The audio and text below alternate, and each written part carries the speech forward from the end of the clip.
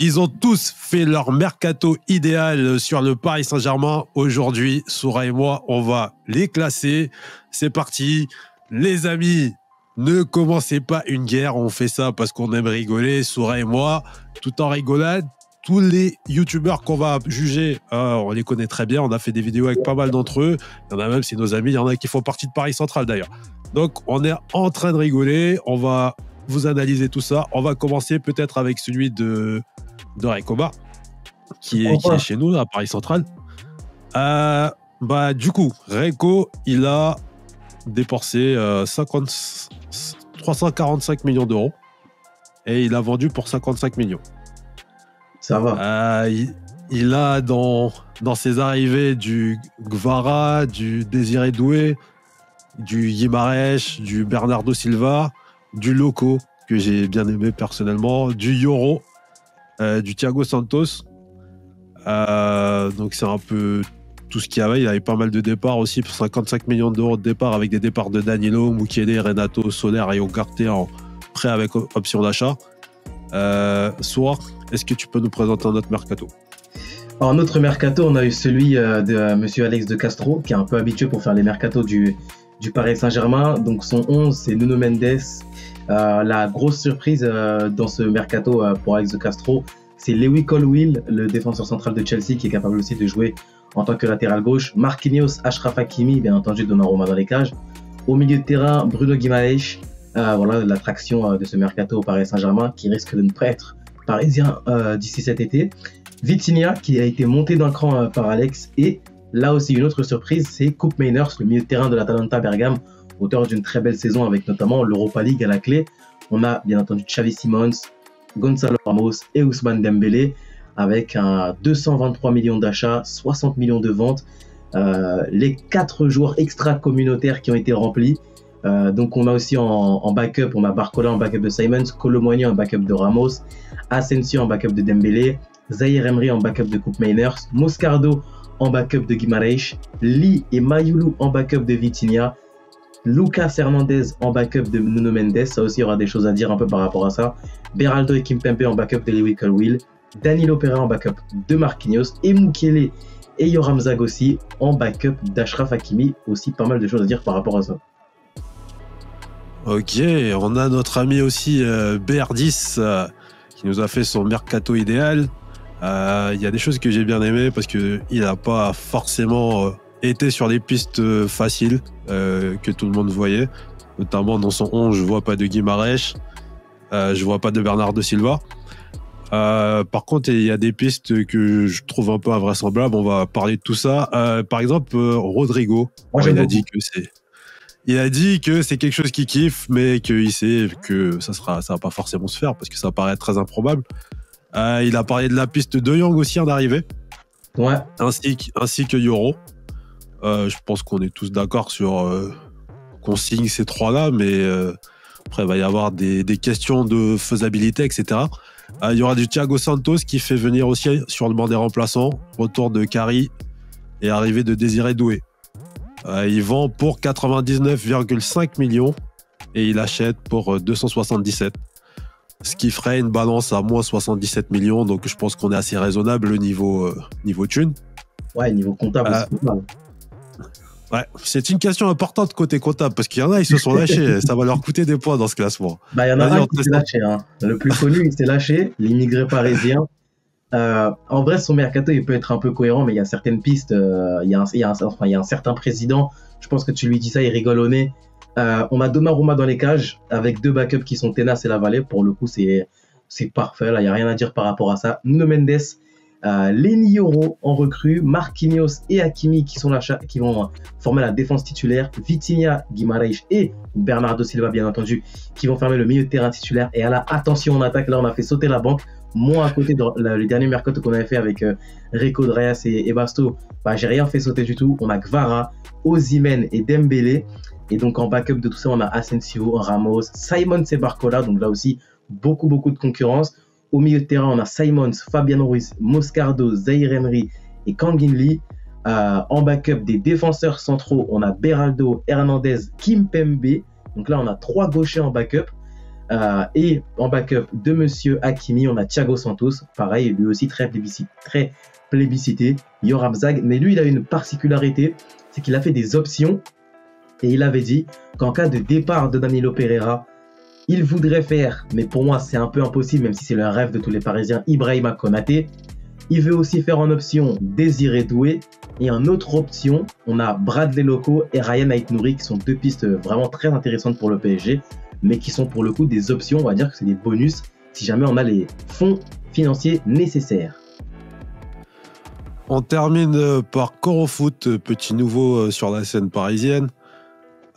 Qui reste assez sobre, peut-être une arrivée de Guimarães, une arrivée de Désiré Doué, Bernardo Silva, Guevara sur le côté gauche, et Leny Yoro à droite et Thiago Santos à droite.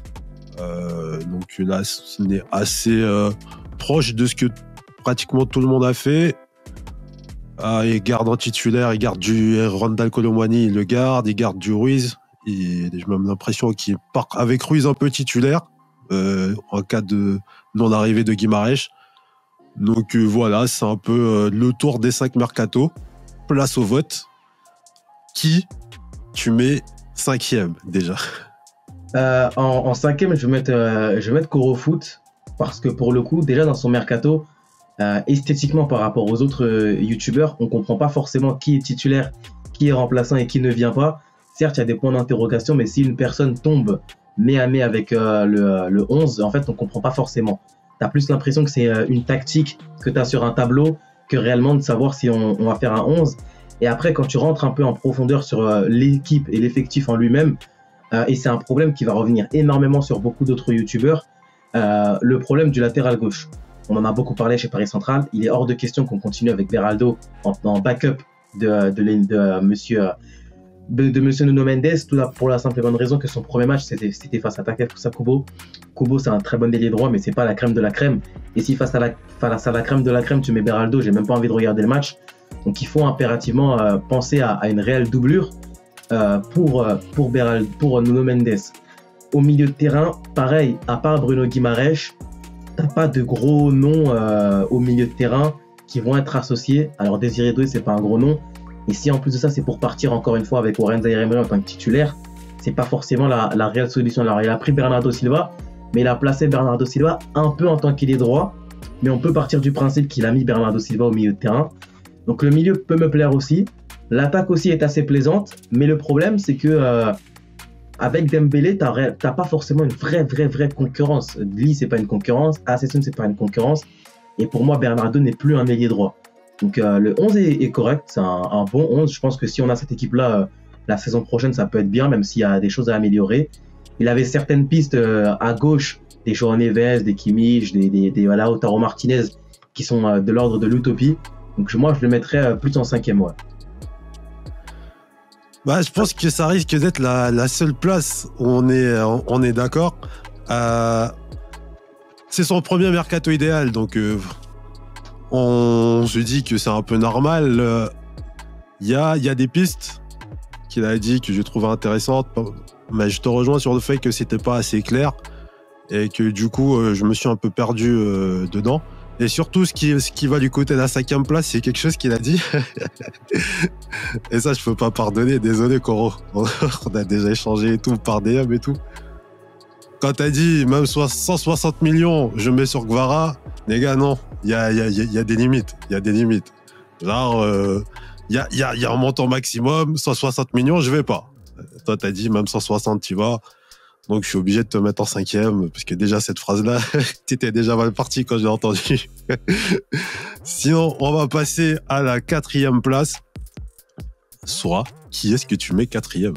4e, je mets Alex de Castro. Alors, esthétiquement, il n'y a rien à dire sur son 11. Après, il est habitué. Hein. Chaque année, il fait énormément de clubs.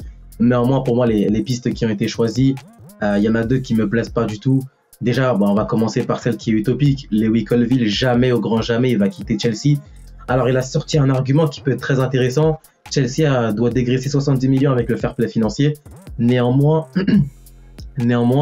Chelsea, avec sa politique de jeunes joueurs, et notamment avec des joueurs comme Lewis Colville qui représentent le club de Chelsea, jamais de la vie un Lewis Colville quittera Stamford Bridge et quittera Londres, en fait, tout simplement. Et en plus de ça, je pense jamais qu'il coûtera 70 millions.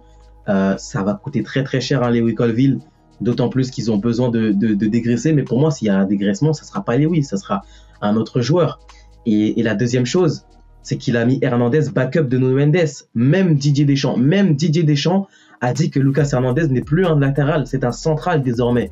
Et quand tu vois, alors moi je vais pas leur en vouloir parce que ça se trouve ils ne savaient pas que Lucas Hernandez allait se blesser. Mais quand bien même Lucas Hernandez ne se blesse pas, tu ne peux plus te permettre de mettre Lucas Hernandez en tant que latéral gauche parce qu'on n'est plus en 2018. Il n'a plus les cannes pour assumer un tel rendement et on l'a vu, il pouvait être assez souvent en difficulté. Maintenant, par rapport à ça, il y a aussi une autre chose qui me dérange énormément. Certes, c'est un mercato idéal, mais il faut rester cohérent avec ce qui se passe au sein du club. Mukiele, il a été au placard pendant 10 mois. Et tu peux pas ressortir un mercato idéal et en mettant Mukiele backup. Non, c'est pas cohérent. Là, on peut pas mettre Mukiele backup parce que déjà, on sait très bien qu'il va partir du club.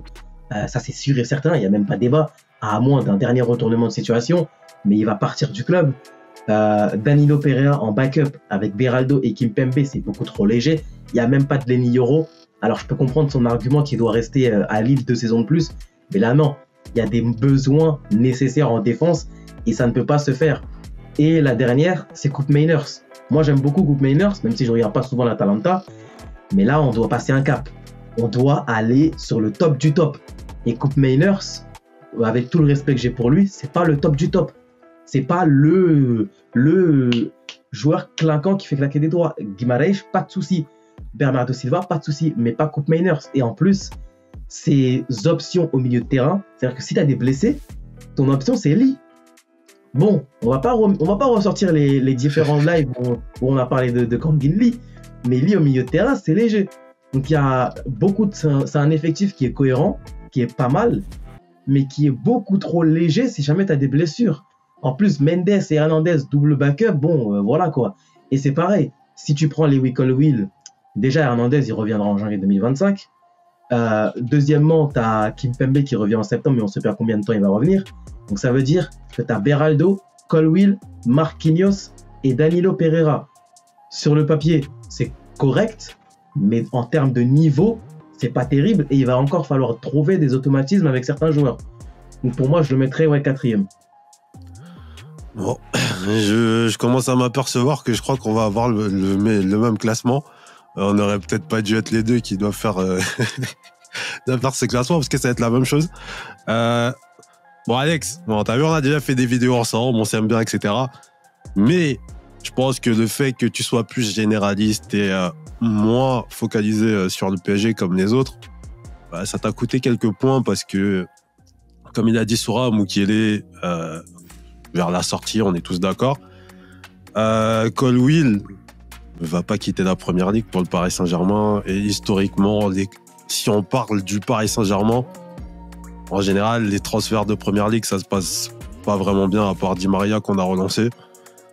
Donc c'est pas un endroit où le Paris Saint-Germain irait chercher, je pense, surtout au niveau des tarots. Et c'est pas un endroit où des joueurs quitteraient l'APL pour venir au Paris Saint-Germain. Donc ça s'est vérifié avec Guimaraes.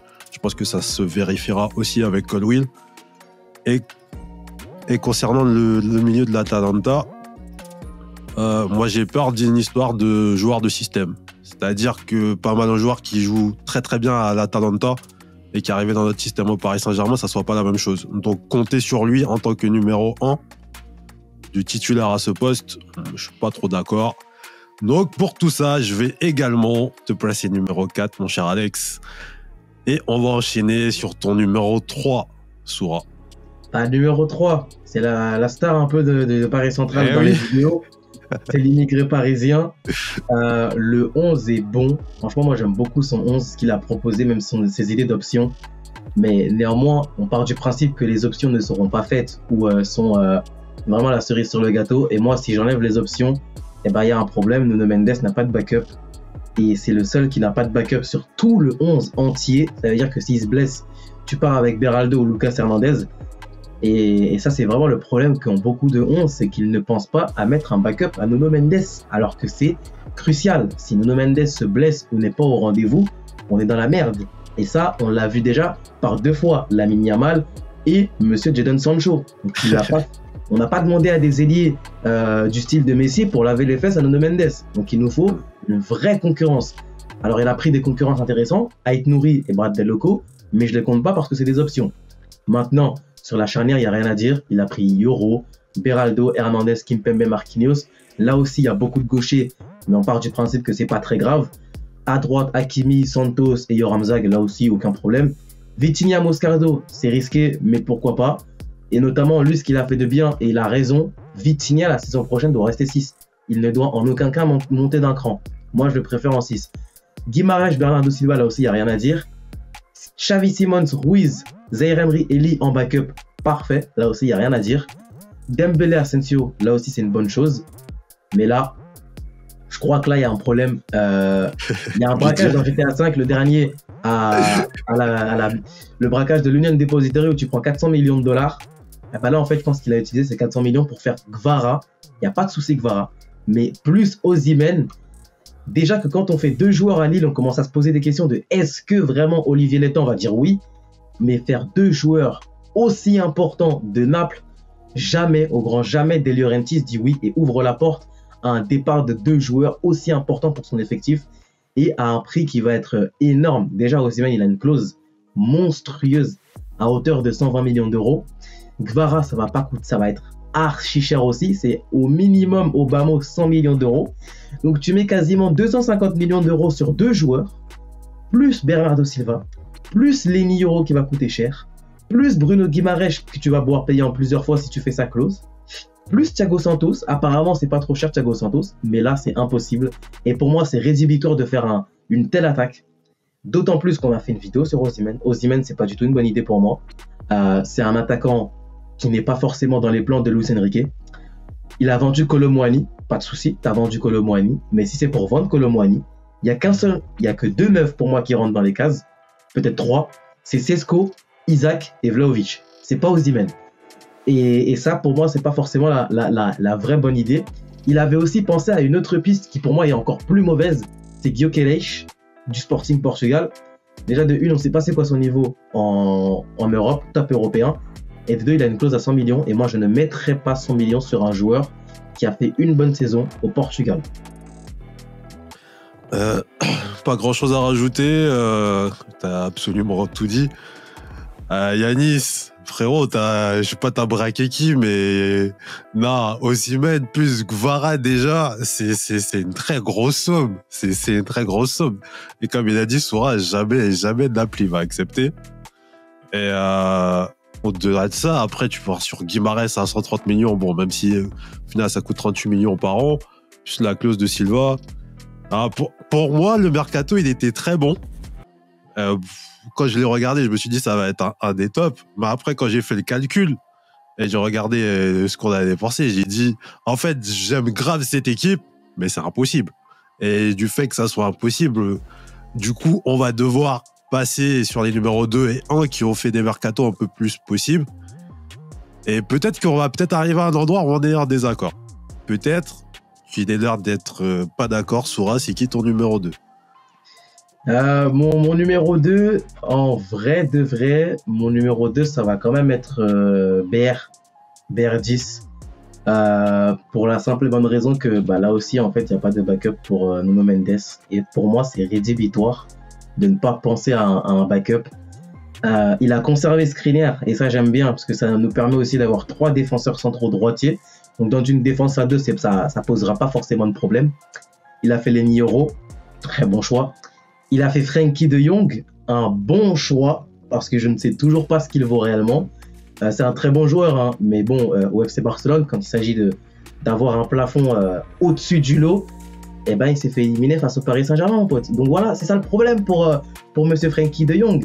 Mais moi, c'est un joueur qui a besoin d'un départ, parce que je pense que, il a pris de sacrés gifles, le 8-2, et je pense qu'il est encore en travers de la gorge. Donc je pense que... Mais après, fallait pas décider de l'argent et de prendre l'argent de monsieur, de l'ancien président du FC Barcelone. Voilà, c'est son problème, c'est pas le nôtre. Et il a fait ma piste préférée au poste d'ailier gauche, ma priorité, ma pépite, mon chouchou.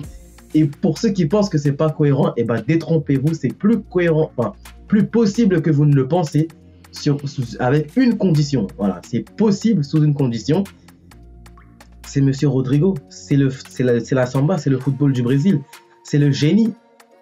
Il est, pour moi, un joueur exceptionnel, même si, attention, sa saison est pas excellente. Elle est loin d'être excellente, sa saison à Rodrigo Goes, alors qu'il avait très souvent le champ de l'aile gauche libre par Vinicius Junior qui lui prenait l'axe. Mais pour moi, c'est un transfert qui est possible pour la simple et bonne raison qu'il y aura notre meilleur pote qui va aller au Real Madrid la saison prochaine. C'est soit tu es en 4-4 de losange, et dans tous les cas, c'est Rodrigo qui saute, soit tu es en 4-3-3, et dans tous les cas, c'est pas Rodrigo qui saute, mais un milieu de terrain qui saute. Donc soit Camavinga, soit Tchouaméni, soit Monsieur Valverde. Mais si on part du principe que Monsieur Carlo Ancelotti reste en 4-4 de losange, ça sera Rodrigo qui va sauter, pas Vinicius et pas Bellingham. Donc tu peux tenter et aller convaincre Monsieur Rodrigo. Donc pour moi, BR il est en deuxième. Et il a parlé d'une piste parfaite. C'est Yacine Adli, la frappe de Villejuif, le talent, le cru de la ville du 94, le génie du stade Karl Marx. Eh bien pour moi, ça aussi, ça mérite la deuxième place. J'avoue que la piste Adli, quand il a dit, ça a été très intéressant. Je me rappelle d'ailleurs, c'était l'un des mercato que j'ai grave kiffé regarder. Genre, niveau technique et tout, c'était grave bien fait et tout. En dehors du football, bien évidemment, c'était très agréable. Donc, bon travail, BR. Et ouais, je rejoins ce que tu as dit. C'est vrai que si on partait sur un remplaçant du numéro 7, on peut difficilement faire mieux avec Rodrigo. Cependant, je pense qu'il va y avoir une histoire d'ego de Nasser qui ne voudra pas négocier avec le Real Madrid. Donc je pense que ils viennent de te prendre ton joueur libre. En plus, tu leur donnes 100 millions d'euros, par exemple, pour Rodrigo. Je pense que niveau image, tu te fais tellement allumer que je pense qu'il va pas le faire. Il va même pas le tenter. De Jong, le problème avec ce monsieur, c'est que c'est un peu le problème qu'on a eu avec Verratti. C'est que j'ai l'impression que pas mal de gens ne savent toujours pas si c'est un 6 ou si c'est un 8. Donc on a enfin réglé ce problème de Verratti. Enfin, joueur que j'aime beaucoup, bien évidemment, mais on avait ce problème avec lui. C'est pas pour retourner dans ce même problème avec De Jong. Après, certes, c'est un joueur qui, dans le système de Luis Enrique, il serait très bon. Et maintenant que la piste Guimarães a sauté, je pense qu'il n'y a pas beaucoup de joueurs qui peuvent être mieux que Frenkie de Jong à aller recruter sur le marché. Le Barça n'a pas d'argent, donc il a un gros salaire, donc ce serait peut-être l'un des premiers qui voudrait dégager du club. Après, j'ai l'impression que le joueur, il est vraiment déterminé à avoir sa vie en Espagne avec le soleil, etc. Et j'ai l'impression que ça accompagne aussi, donc très peu probable. Sinon, tout le reste, j'ai bien aimé. T'as gardé Kari. Moi, j'ai de grands espoirs pour Eman Kari, donc j'aime ça aussi. Donc, ouais, encore un joueur numéro de 2. Hein? Encore un joueur de Villejuif, Eman Kari. Ah, Et c'est bien, Villejuif. Eh oui, on a du talent ici. Hein. Oumar Soler, pareil. Hein. Bah, sans grande surprise, je pense qu'on s'accorde sur le fait que Reco, c'est le numéro 1. Et je pense que ce qui a beaucoup joué, que ce soit pour toi et pour moi, c'est le Bradley Loco à gauche. Latéral gauche. C'est extrêmement cohérent. En plus, il a un peu pété sur les réseaux parce que tout le monde dit que c'est le meilleur 11 de tous les temps pour le Mercato 24-25. Mais en vrai de vrai, le Mercato est quasiment parfait. Parce qu'il n'y a rien de parfait. Hein. Ça se trouve, les pistes ne marcheront pas. Et c'est surtout, Bradley Loco, pour moi, c'est une très bonne piste. Même si l'immigré parisien avait une excellente piste qui est Ryan Aït-Nouri. Et pour moi, si on arrive à le faire, mais alors là, notre poste au latéral gauche, il est complet pendant 10 ans. Bradley Loco, c'est une bonne piste. Mais est-ce qu'il va être capable de dépasser ce plafond de verre? Parce que ça reste un jeune joueur. Mais sinon, dans les faits, il a rempli énormément de cases. Que ce soit au milieu de terrain, que ce soit en tant qu'ailier gauche, que ce soit en défense même, tout simplement, où il a vraiment bien complété l'effectif de manière qualitative et quantitative. Ousmane Dembélé, qui a un backup qui est Randal Colomwani, ça va aussi permettre à Randal de réellement s'imposer dans ce club et de prendre la pleine possession de ses moyens après sa saison un peu morose. Mais pour moi, le milieu de terrain, c'est très très bien et ouais, c'est un excellent 11. Et c'est pas parce qu'il est chez Paris Central. C'est clairement ça, parce que c'est limite le seul qu'on aurait pu mettre 5e et dire Vas-y, t'inquiète, c'est juste pour la vidéo, comme ça on n'a pas de problème avec les autres, mais vraiment, c'est celui que j'ai apprécié le plus parce que je trouve que c'est assez équilibré. Comme tu as dit, il a pensé à arrière gauche, arrière droit. Et ce que j'ai aimé aussi, c'est que niveau finance, même s'il a dépensé 345, il a quand même vendu 55 millions. Donc on se rapproche à peu près des 300 millions qui ont été annoncés. Donc il est resté un peu dans les budgets. Il avait Désiré Doué en bonus à 50 millions que ça m'intéresse aussi, joueur qui peut jouer à droite et dans l'axe aussi, donc ça peut être très utile pour Luis Enrique. Donc ouais, je pense qu'on est d'accord. C'est dommage qu'on soit tous d'accord sur les classements. Après, chers youtubeurs, chers collègues youtubeurs Paris Saint-Germain, encore une fois, c'était pour rigoler. Si jamais vous voulez contester, je vous invite à nous envoyer des messages et on peut faire une vidéo contestation où chacun peut défendre ce qu'il veut. Il n'y a pas de souci les gars. C'est la même famille. Sur ce, n'oubliez pas de liker et de vous abonner à cette vidéo. Soura, merci d'avoir fait cette vidéo avec moi. Merci à toi. Et on se dit à bientôt sur Paris Central. Ciao. Ciao.